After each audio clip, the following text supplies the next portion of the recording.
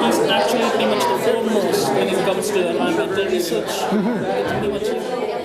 He's done so much work on climate. What I'm going to do is cover one small corner of this rather large and expansive universe that Melissa described, and I don't have time here this morning to go into the history and the prehistory of future Earth, but this is a sort of a quick schematic diagram of the predecessors that led to the current configuration of future Earth as it presently exists, and the sponsors and funders that have been involved that Melissa already drew attention to.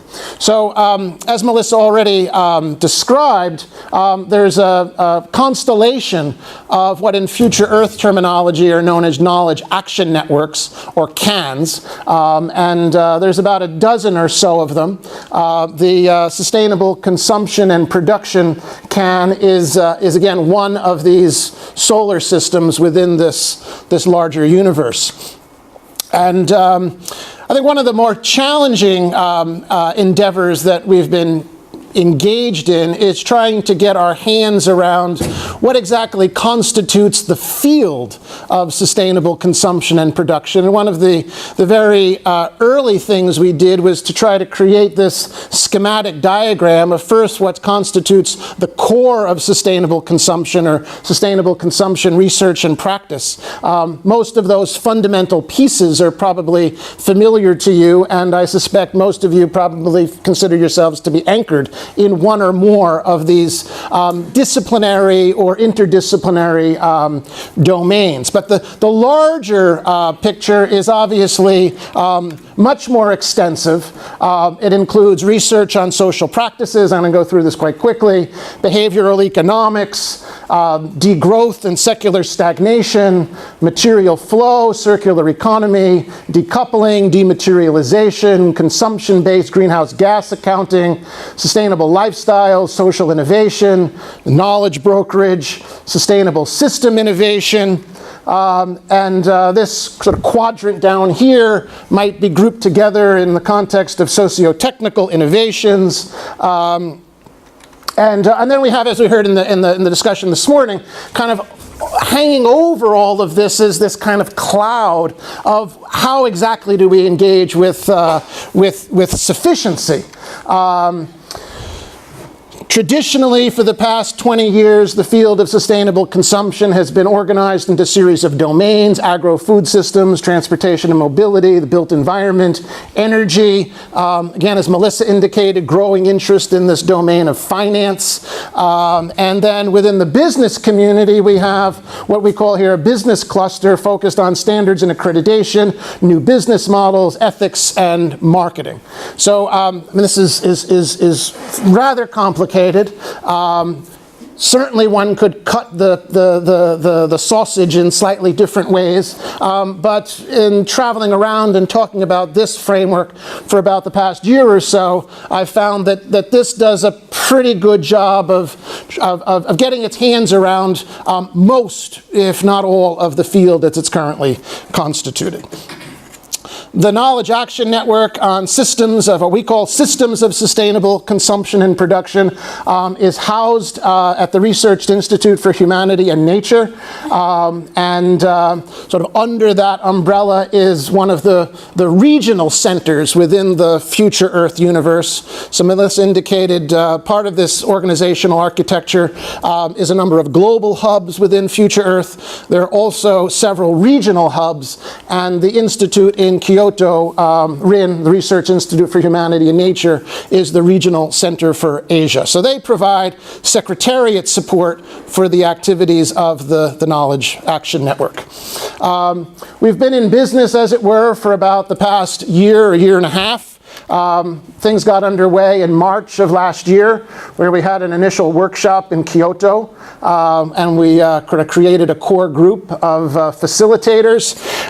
The original idea was that this Knowledge-Action Network was going to lean towards work in Asia.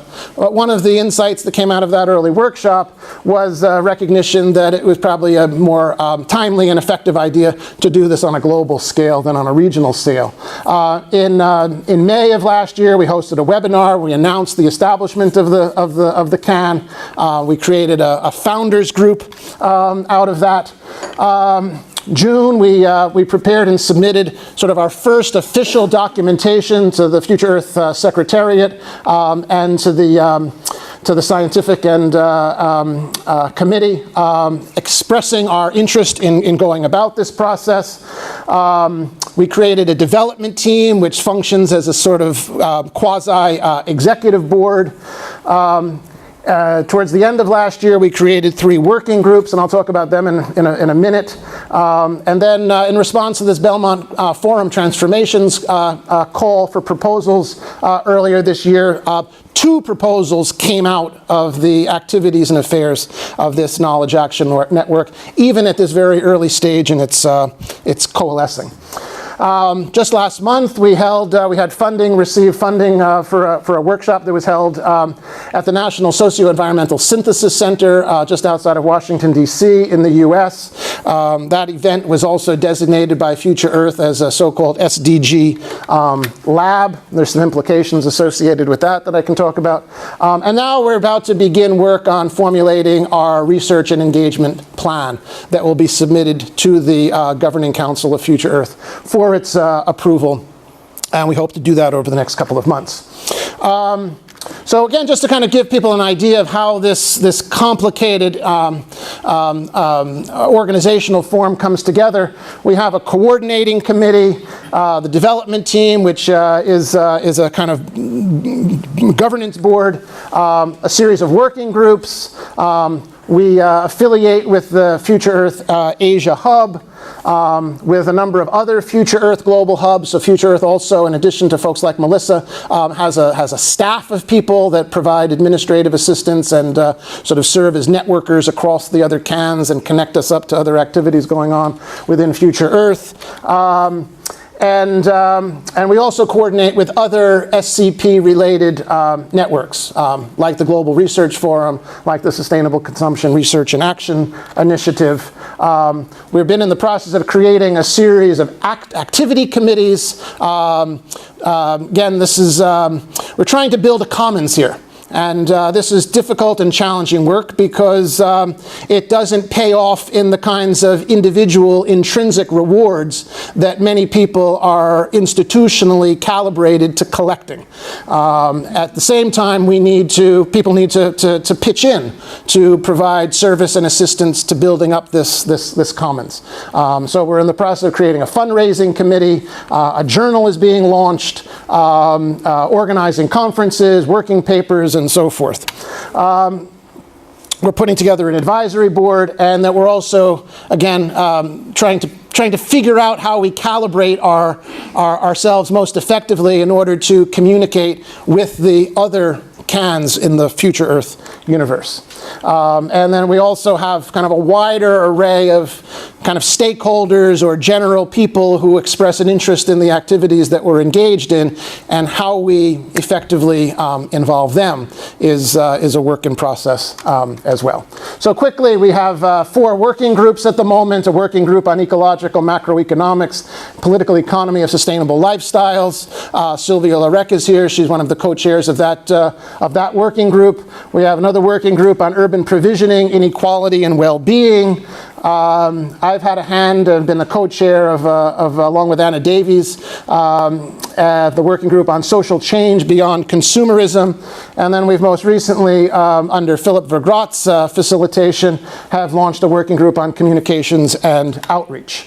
So again, very, very quickly, just to give you a quick idea of what these working groups are about, in case you have an interest in engaging.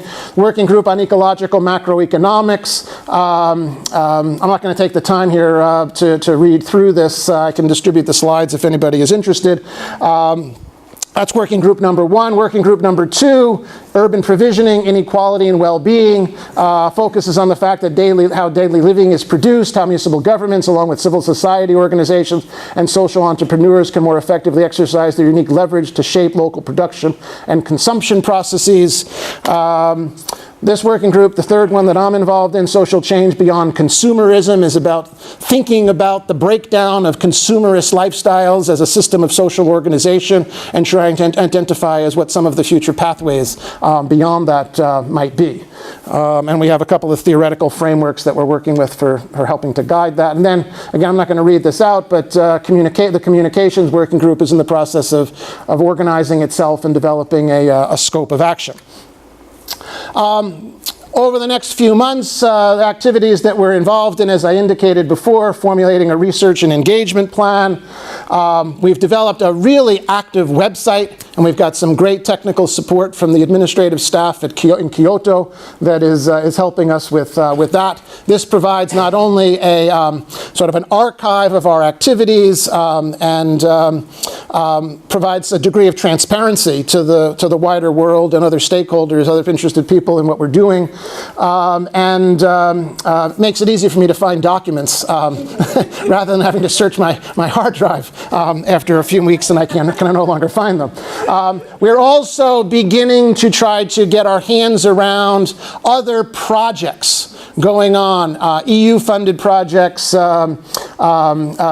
One of these projects here is funded by the Japanese Ministry of Education, and then to develop some mechanisms to create cross-project communication, facilitation, and collaboration.